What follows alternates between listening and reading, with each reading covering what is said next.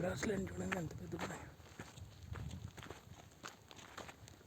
నాతో పాటు మా నాగన్న కూడా వస్తుంది ట్రైపాడ్ పట్టుకొని కూంబింగ్ ఆపరేషన్ చేసినట్టు చేస్తా.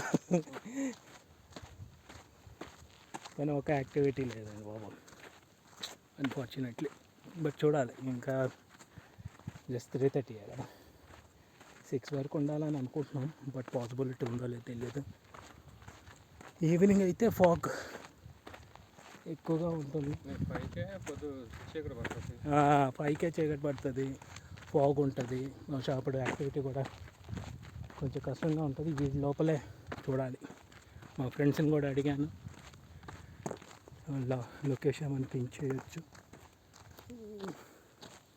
కనీసం ఒక రెప్టైల్స్ కూడా దొరకట్లేదు ఇక్కడ.